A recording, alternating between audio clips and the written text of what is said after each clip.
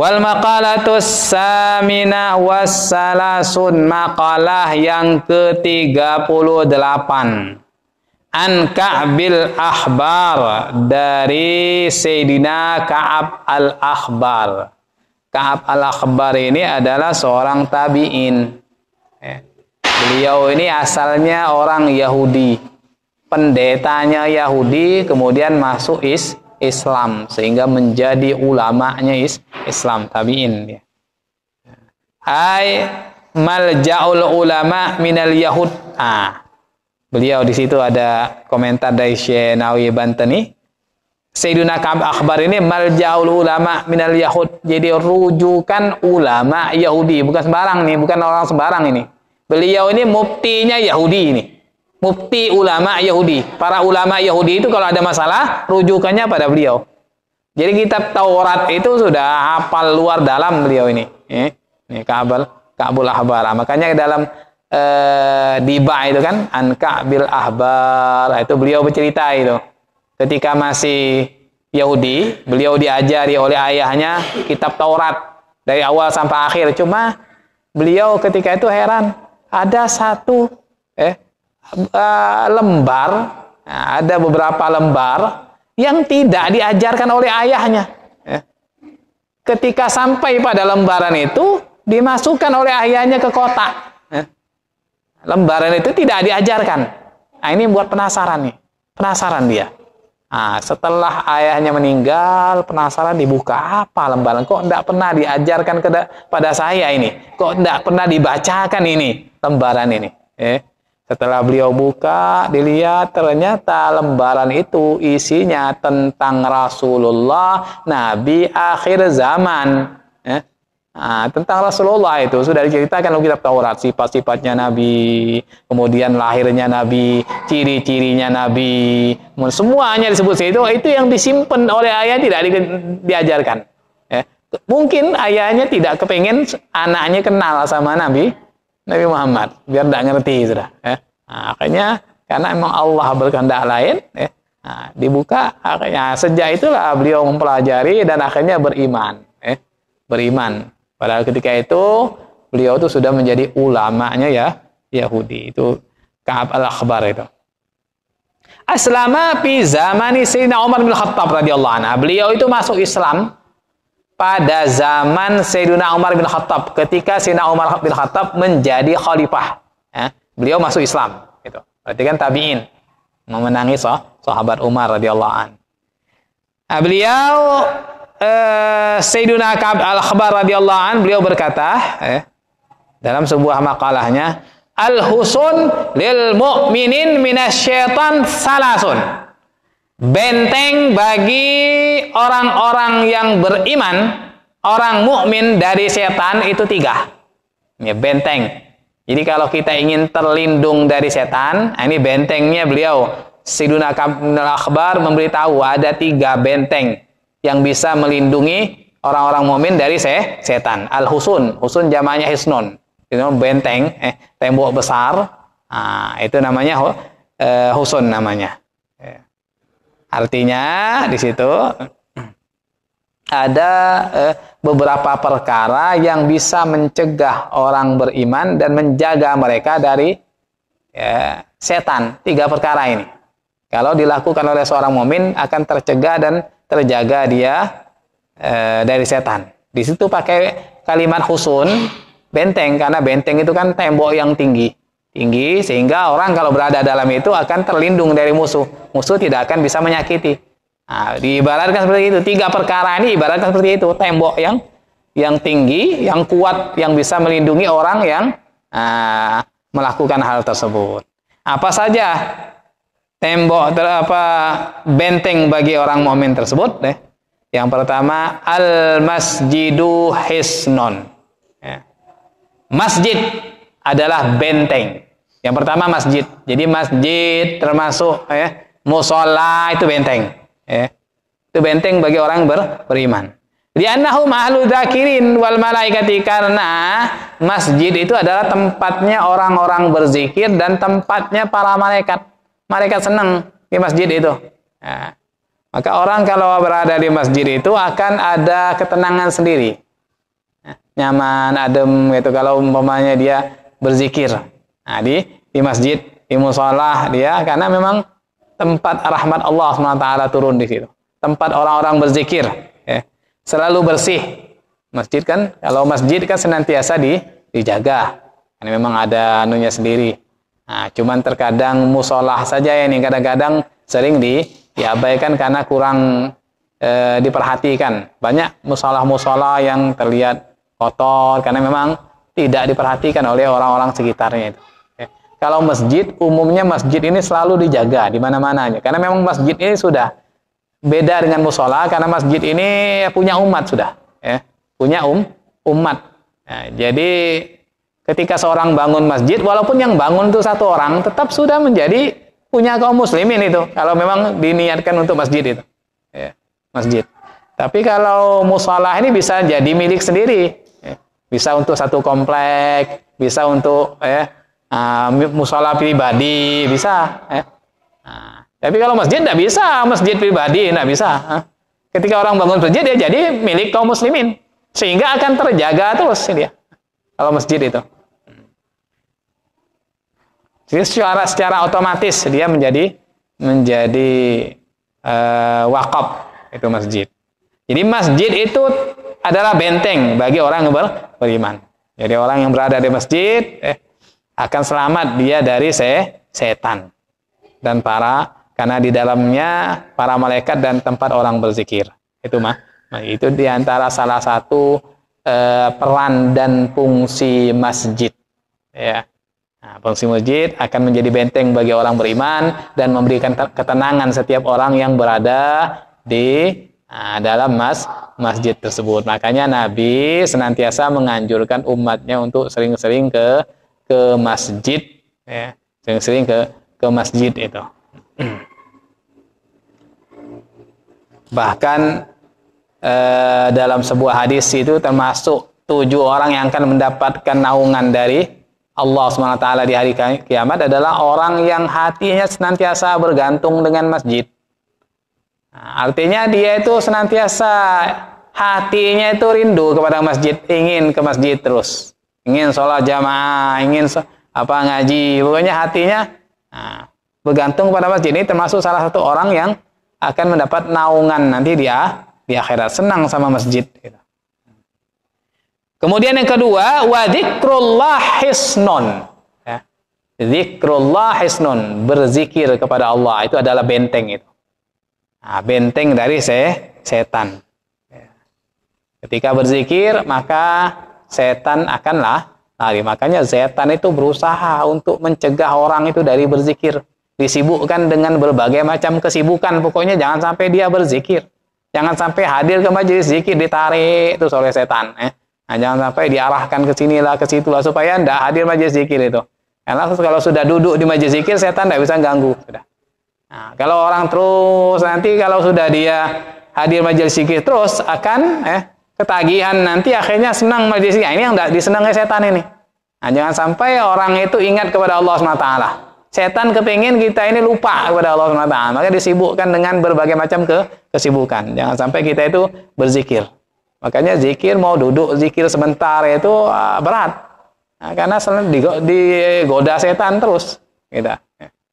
Kita mau duduk sebentar, mau zikir, mau salawatan mau meluangkan waktu itu seperti tidak ada waktu.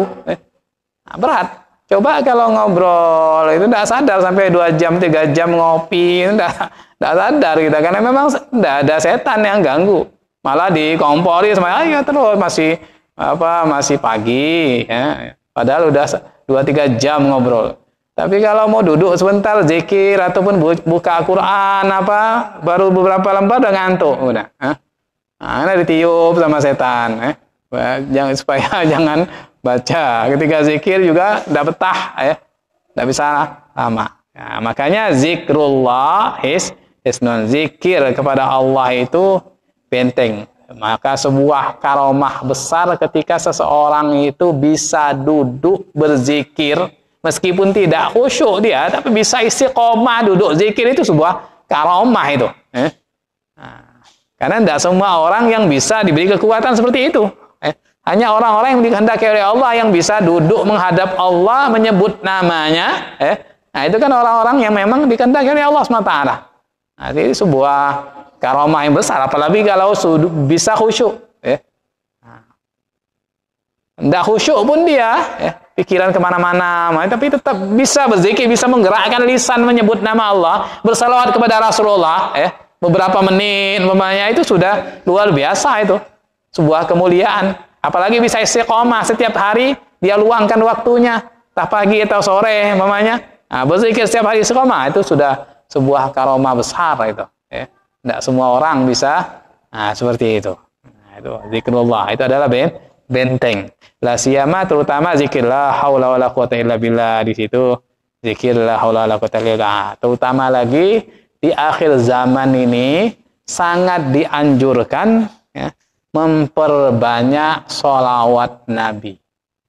Sholawat Nabi dan istighfar, itu yang paling banyak yang harus kita perbanyak ini. Kalau Rasulullah saja beristighfar, meskipun beliau itu tidak memiliki dosa, sudah dijamin oleh Allah, tetapi beliau istighfar itu untuk mengajarkan umatnya, karena Rasulullah mengetahui umatnya itu senantiasa berbuat dosa. Makanya untuk menyuruh umat itu beliau melakukan dulu, memberikan contoh. Bukan berarti Rasulullah itu beristighfar beliau punya dosa, beliau tidak punya dosa, bersih sudah. Tapi beliau itu hanya untuk mensyukuri nikmat Allah. Beliau istighfar itu dalam rangka syukur dan untuk mengajarkan umatnya supaya mau beristighfar. Nanti kan umatnya nggak menjadikan contoh, oh Rasulullah saja istighfar, kenapa aku umatnya tidak mau istighfar, padahal kita dosanya banyak, setiap hari berbuat dosa. Maka sudah selayaknya kita beristighfar. Kemudian sholawat Nabi, jangan sampai tinggal sholawat. Kata Syekh Ahmad Tijani radhiyallahu anhu, di akhir zaman itu zikir yang paling bermanfaat dan paling besar faedahnya adalah sholawat Nabi. Ada 2 zikir saja, yaitu sholawat Nabi dan zikir ya latif, ya latif, ya latif, sama sholawat Nabi itu kata Syekh Ahmad Tijani itu di akhir zaman yang paling bermanfaat. Ya zaman kita ini, yang paling bermanfaat ya latif sama sholawat Nabi sudah. Sholawat itu bisa menyebabkan kita mendapatkan syafaat Rasulullah dan juga bisa menebus kesalahan-kesalahan kita. Beliau Syekh Ahmad Tijani radhiyallahu mengatakan az-dzunub fi akhir zaman kal mataril ghazir. Dosa di akhir zaman itu seperti hujan lebat. Jadi orang yang hujan yang lebat gimana? Orang yang pakai payung pun akan kena percikan-percikan hujan itu. Hujan lebat itu. Maka beliau menganjurkan untuk memperbanyak sholawat. Solusinya karena dosa seperti hujan lebat, solusinya kata beliau adalah memperbanyak sholawat. Memperbanyak, terutama sholawat Fatih, kata beliau. Itu akan bisa mengikis dosa-dosa kita, mengurangi bahkan menghapus dosa-dosa yang kita lakukan dengan sebab sholawat Nabi. Itu sholawat. Jadi zikir kepada Allah adalah benteng. Wa qiraatul Quran hisnon, dan membaca Quran itu adalah benteng. Jadi kalau kita kepengen rumah kita itu tidak menjadi sarangnya setan, hendaklah ada suara-suara Quran. Jadi jadikan rumah itu ada suara Quran, kita baca Quran, walaupun berapa lembar sehari ataupun zikir surah-surah pendek. Itu supaya setan itu tidak menghuni rumah kita, biar malaikat masuk. Jadi membaca Quran itu adalah benteng. Terutama la siyama ayatul kursi kama mujasab, terutama ayat kursi. Di sini Syekh Nawawi Bantani mengatakan terutama ayat kursi ini. Jangan ditinggalkan ayat kursi. Bahkan dianjurkan setiap kali kita masuk rumah, buka pintu bismillahirrahmanirrahim, baca ayat kursi, baca surat Ikhlas. Dianjurkan. Insya Allah rumahnya akan dijaga, rezekinya akan dilancarkan oleh Allah SWT. Itu Ya, di antaranya. Ketika mau tidur, baca ayat kursi. Ya. Baca ayat kursi. Ayat kursi itu Masya Allah. Bahkan dalam satu riwayat disebutkan, yang diriwayatkan oleh Abu Umamah, hadis dari Imam Tirmizi juga, man qara'a, Rasulullah bersabda, man qara'a ayatal kursi dubura kulli salatin lam yamna'hu min dukhulil jannah ilal maut. Barang siapa membaca ayat kursi setiap habis sholat, maka tidak akan mencegah dia masuk surga kecuali mati. Artinya kalau ketika dia mati, dipastikan dia masuk surga. Tapi syaratnya sholat 5 waktu. Setelah itu baca ayat kursi. Minimal baca ayat kursi ini. Jadi kata Rasulullah, barang siapa membaca ayat kursi setiap habis sholat 5 waktu, maka tidak akan ada yang bisa mencegah dia masuk surga kecuali mati. Nah, dalam arti kalau dia mati sudah dipastikan masuk surga. Ini jaminan dari Rasulullah ini untuk orang yang membaca ayat kursi. Yaitu setiap habis sholat fardu. Maka para ulama kita setiap fardu kan menuntun kita untuk baca ayat kursi. Habis itu baru subhanallah, alhamdulillah, Allahu akbar, baru doa. Itu diantara faedahnya ayat kursi itu. Nah, minimal ayat kursi kita baca di dalam rumah itu. Mau tidur ayat kursi. Ketika masuk rumah baca ayat kursi. Ya, kalau bisa baca Quran, apalagi sampai menghatamkan, itu lebih baik. Ya minimal tadi sebelum tidur itu baca Bismillah 21 kali. Kemudian baca ayat kursi. Itu minimal biar ada suara Quran itu tetap ada di rumah, walaupun hanya sekali saja. Nah, sekali, umpamanya cuman waktu tidur atau baca ayat kursi itu. Cukup sudah. Nah, sudah ada Qur'annya berarti. Jangan sampai tidak ada sama sekali. Mau tidur pun tak sempat baca ayat kursi semuanya. Nah, jadi itu ayat yang mujarab itu. Nah, itu baca Quran adalah benteng. Nah, benteng untuk menjaga diri kita, anak kita, dan keluarga kita dari setan. Ini yang dikatakan oleh Sayyidina Ka'ab bin Akhbar. Jadi 3 benteng bagi orang beriman. Yang pertama adalah masjid, yang kedua adalah berzikir kepada Allah Subhanahu wa taala, dan yang ketiga adalah membaca Quran. Quran itu termasuk zikir juga, masuk zikir yang paling afdal bahkan. Nah, kalau kita lakukan ketiga perkara ini, insya Allah kita akan dijaga oleh Allah SWT, dibentengi oleh Allah SWT dari gangguan setan. Para hadirat yang berbahagia, mudah-mudahan kajian kita di malam hari ini bermanfaat dan kita bisa mengambil faedah dari apa yang telah kita kaji malam ini, dan bisa menjadikan pencerahan bagi kita sehingga bisa menjadikan hidup kita lebih baik. Insya Allah mudah-mudahan panjang umur, sehat walafiat. Minggu yang akan datang kita bertemu lagi di malam yang sama, di jam yang sama, untuk berkumpul bersama, bersilaturahmi, bermuzakarah bersama insyaallah dengan izin Allah. Mari kita akhiri majlis kita ini dengan doa bersama. A'udzubillahi minasyaitonirrajim. Bismillahirrahmanirrahim. Alhamdulillahirabbil alamin. Allahumma shalli ala sayyidina Muhammadil fatih lima wal khatam lima sabaq. Nasil haqq bil haqq wal hadi ila siratikal mustaqim wa ala alihi haqqa qadri wa miqdaril azim. Allamanallahu wa iyyakum ilmat tuqa wal adab. Allamanallahu wa iyyakum ilmat tuqa wal adab. Allamanallahu wa iyyakum ilmat tuqa wal adab. Allahumma ja'al jama'ana hadha jama'an marhuma wa tafarraqan bari tafarraqan ma'suma wa la taj'al fina wa la ma'ala syagin wa la mahmu wa la mahruma. Allahumma ati kullu sa'in minna su'ala wa matlubahu fid dari dunya wa dal akhirah. Rabbana atina fid dunya hasanah wa fil akhirati hasanah wa qina adzabannar. Allahumma shalli ala sayyidina Muhammad al-fatih lima wa ala tamma sabaq. Nasil haqq bil haqq wal hadi ila siratikal mustaqim wa ala alihi haqqa qadri miqdaril azim. Subhana rabbika rabbil izzati amma yasifun wa salamun alal mursalin walhamdulillahi rabbil alamin wa billahi taufiq wal hidayah. Assalamu alaikum warahmatullahi taala wabarakatuh.